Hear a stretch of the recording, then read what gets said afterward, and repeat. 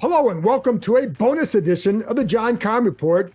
This is only going to be on YouTube, not playing it in podcast form. It's a conversation I had earlier this week with former Washington tight end Vernon Davis, who has a new movie opening on March 10th called The Ritual Killer, in which he stars alongside Morgan Freeman. Davis plays a serial killer. We get into all that, find out what Vernon's up to with his movie career. It's been going very well. You can also read, I'm going to write a story about this on ESPN.com, so you can check that out. That, of course, is where you can always find me. Anyway, here we go. Here's my conversation with former Washington tight end Vernon Davis.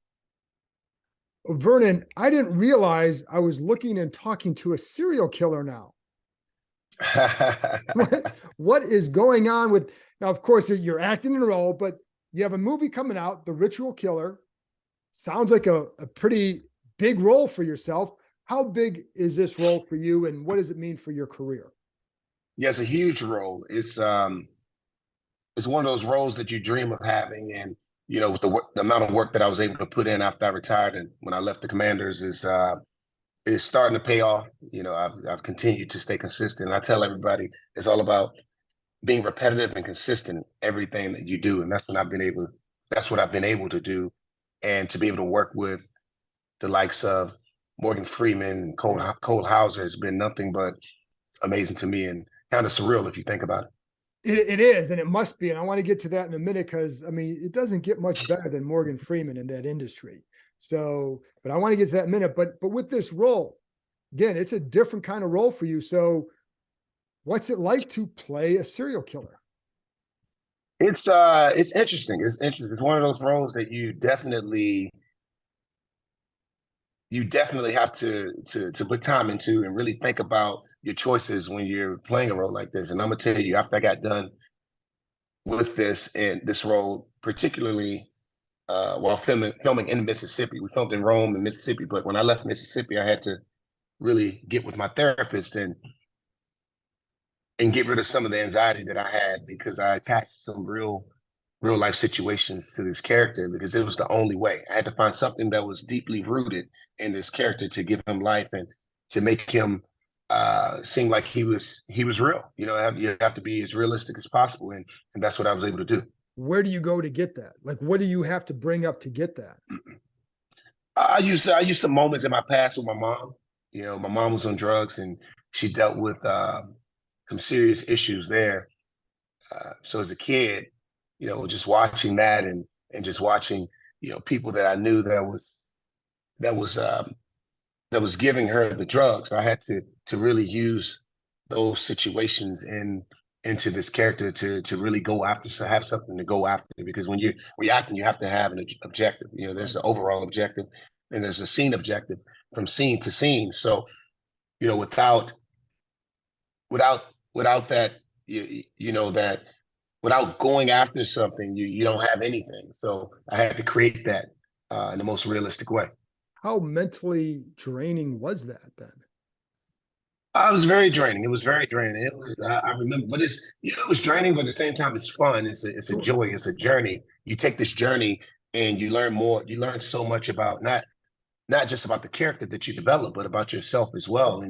And you go back to your memories and you attach these things to this character is pretty amazing. And I just remember when filming this movie that every time, from the time when I'm in my hotel and when I'm driving, I'm myself.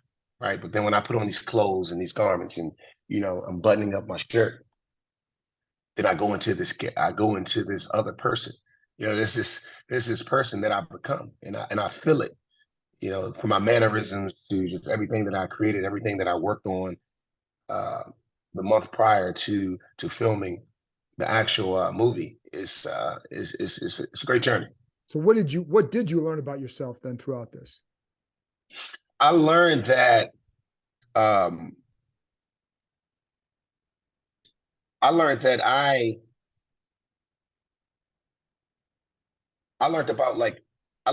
am who I am, right? Everything that makes up who I am, like my personality, my character, my integrity, everything that I believe in. I have these things that I when I walk outside or when I wake up in the morning, I have this belief system that I'm going to get up and I'm going to treat everyone really well. I'm going to be the nicest human being that I could possibly be. I'm benevolent. I am. I live uh, by God. You know, I'm a Christian. I have all these things. But then outside of that, there's this other person. There's other people, right? And we're all totally different. And unless you're able to really be cognizant and to fully understand that, you never really know. You know what I'm saying? So Yeah. it's like it's a great out of body experience that you're able to delve in when you're taking on such a challenging role or just a character in general. But this one in particular was one that I'm going to always remember. I'm going to always think about the journey that I had when creating the character named Randoku. Why? Why are you going to always remember this one? Because because what I attached to it, just that the pain and the emotions of going back to my child life when I was a kid and watching my mom walking up and down the street struggling on drugs and just doing something that I in my mind I wanted to do. There's times you say, oh, I want to hurt that guy. I want to do this. I want to do that. You can't really do it. Because if you do it, you're gonna have to deal with the consequences, Right. and which is like could be you go to jail, you lose your life, anything can happen. But there's always that alter ego. There's always that dream or that thing we wish we were or we wish we could do. Right? But when you're acting, you can actually do it. True. So it's Well, kind of so what I'm saying basically what that is therapy. You're using therapy. I mean, it's just there's art therapy, and that's what that is. It's art therapy, and I was able to partake in that, which is a great deal for me, and being able to move from the past and come into the present. so when you said you had to go to therapy afterwards, just to kind of work through all those emotions. Yeah, work through the emotions because there's two kinds. There's art. There's the art therapy where I'm able to go back and experience those emotions and and actually bring it into this character, right? There's that therapy which enables me to be able to move past a certain moment in my life, right? But then there's the other therapy where I have to wash away this anxiety that I have from tapping into those experiences, right? Mentally and emotionally. So I had to see a therapist that I dealt with from New York who helped me, you know, uh, find myself and wash away some of the things that I had to tap into. What made this the right time for you to play that role? Oh man, this is the greatest time for me to play that role because I just lost my mom. I lost my mom March of 2021. I was filming a movie called Stowaway in Mississippi with Frank Grillo and Ruby Rose, and I missed the movie. I missed it because I caught COVID because I had got a call, so I had to leave the film set and go see my mom because I got a call saying she was in the hospital. So when I got there, I walk in, they pronounced her dead. So I had to unplug her, and during my time there, I ended up that's when COVID was at its high point. Ended up catching COVID, and I missed the movie, and it was actually I'm not gonna say it was a good thing that I caught COVID, but I needed to like heal myself because I was struggling. I was just out of it. But losing my mom and then having this film, I told myself I said I lost. I wasn't upset, but I was I was distraught, because all the stuff that was going on and losing the part in the movie, which I wasn't really thinking about because I had my mom on my mind. But after the fact, I thought about, I was like, gosh, I lost the part. But I knew something bigger was going to come. And this Morgan Freeman movie came about, The Ritual Killer. And losing my mom, it was like, sounded like the perfect timing because for that role, I needed that. I Ah, needed, okay. I needed that because I need to feel what it was really like for my mom to die. So now I can say that this experience that I had when I was a kid, it killed my mom. These people killed my mom. So now I have something to go after. So I was able to tap into something really, really, truly like deep, deep rooted. What's it like working with Morgan Freeman? I can't. It's just almost like asking a basketball player, what was it like playing with Michael Jordan? Like, what's it like working with Morgan Freeman? Oh, working with Morgan Freeman, he was amazing. He's very inspirational. He was the first one on set, the last one to leave. I mean, I remember watching him chat with George Gallo about a specific scene, and Morgan just wanted to figure out why George wanted it to play a certain way because he was just trying to make sense of it all. And I just watched the debate. I just stood there. I didn't say anything. Yeah, that's Morgan Freeman. I'm gonna let him have the floor. But watching that really inspired me. He's like a big kid. He's always playing. He would come up behind me, grab my shoulder, and he'd be over on this side. And, yeah, just playing games. And not only is he a big kid, he's also a coach on set. There was one scene that we had, and I grabbed the knife, as I was approaching him. There's a scene where I'm approaching him, and I look at him and I kind of toss it to the side, and then I walk towards him.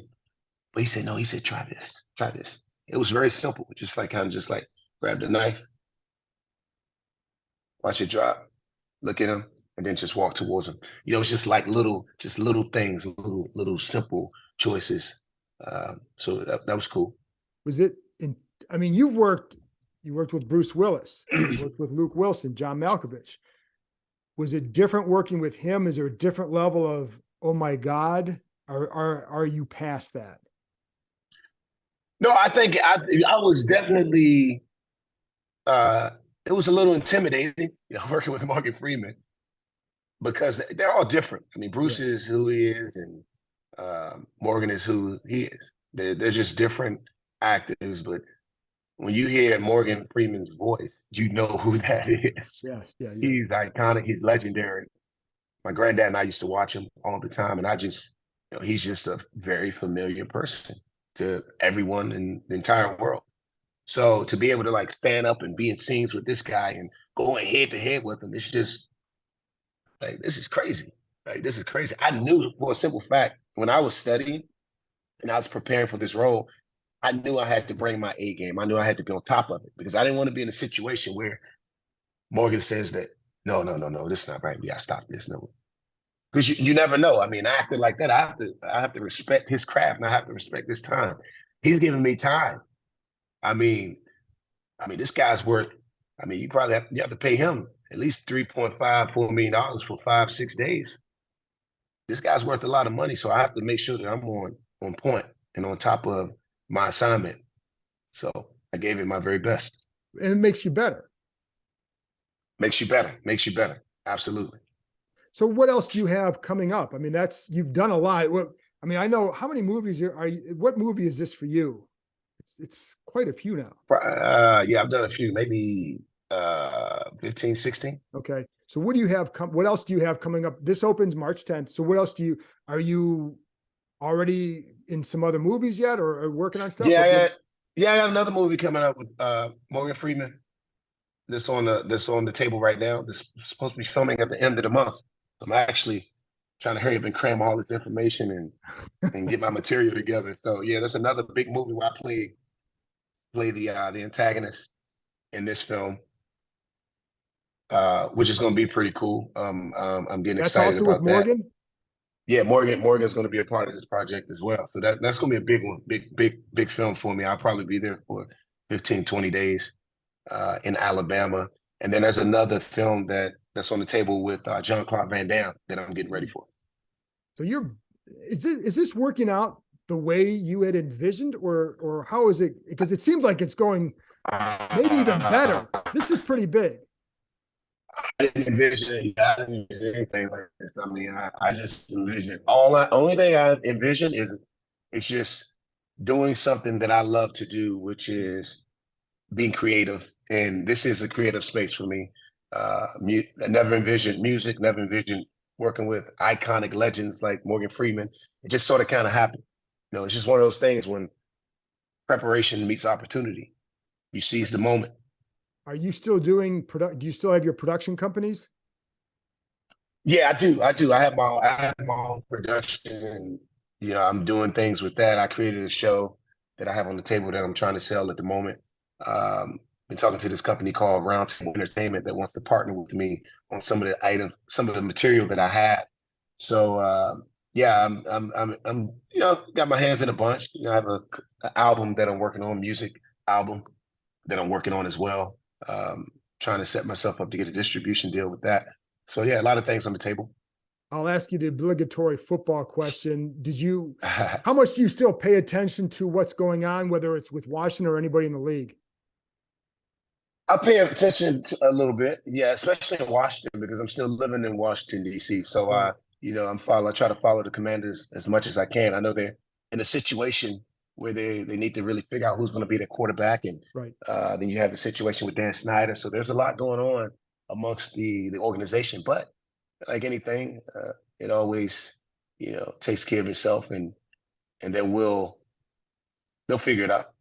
Is there a player who's here that you enjoy watching?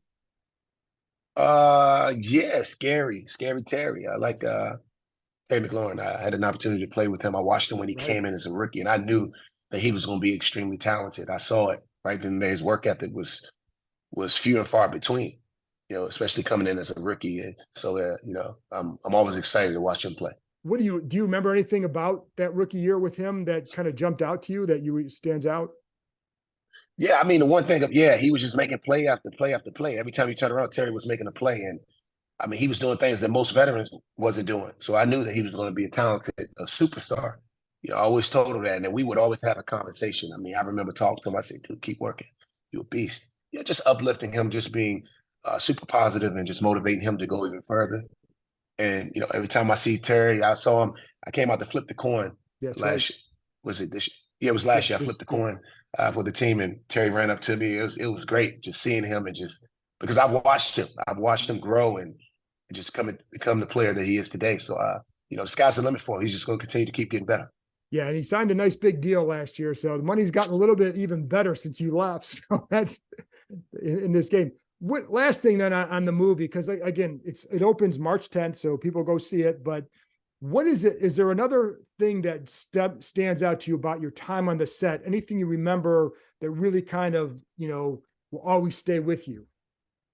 Yeah, I think the thing I carry with me the this. So when I was playing football, people always the correlation between acting and playing Right. sports, right? When I was playing football, I always wanted to make sure that I was over prepared. Like I would stay out after catching balls from the quarterback. You throw me passes, and there's this jug machine that Right. spits out these footballs one at a time. So I would catch those. I would catch 300 of those after every practice, just because so that I can make sure that I'm well prepared for the game on Sunday. And just like acting, when I get this material, this script, I want to make sure I break it down. I want to have my objectives. I want to have all of my secrets and my paraphrase and everything all mapped out. So when I go in front of this camera and they call action, I'm ready to go. I have different choices that I can make. I can go this way or that way with the material. It doesn't matter. So I'm just making sure that I'm well prepared, and I relate that there's definitely that correlation with football. And then, and we talked last time about kind of becoming like, is it the next Dwayne Johnson? Is the next this? But it sounds like it's the next Vernon Davis. Yeah, I mean, I don't really have anybody particular Right. that I want to be like. I just want to continue to like just make my own path and just use the inspiration from the guys like Dwayne Johnson and Morgan Freeman and kind of create my own thing, my own lane. I mean, to me, acting is being able to do anything, play any character. That's what I want to be. I want to be able to play any character, whatever that calls for. But I love it. I love the craft. There's a film that's coming out called Tonic, where I play an award-winning jazz pianist. Oh, really? That was a lot of fun. Ricky Donahue is the name of the character. It's gonna. I can't wait for everyone to see that film because it was. I put a great deal of time into that character When as does well, that just come out? developing him. Sometime this year. I'm not sure. I don't have a date yet, release date, but it comes out What this did year. you have like as far because you are the musician? Can you play? I learned how to play the piano for the sake of the character, yeah. So But how I well? don't. I don't. Okay. I learned for Do the you have to learn how to just just move your hands to the right? yeah, I learned how to play some jazz. Okay. I learned to play some jazz. I had a coach teach me how to play some jazz music.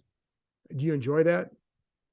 Yeah, I love it. I mean, I whatever it love takes jazz. for Yeah, I love it. Jazz, oh man, amazing. I love playing. I still play a little bit now. Do But you? yeah, it's incredible. Yeah, yeah. I try to a little bit. And what do you do for that role? What stands out for that role? Who else is in it? There's no Okay.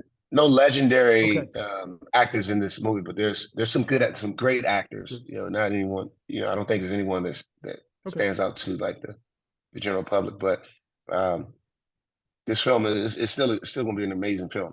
Good. Amazing cast, amazing film. It's going to be great. Vernon, I appreciate your time. Good catching up with you, man. Excited to see this one. Yeah, yeah. You as well. Thank you. I appreciate you. All right, man. Take care. All right. Bye bye.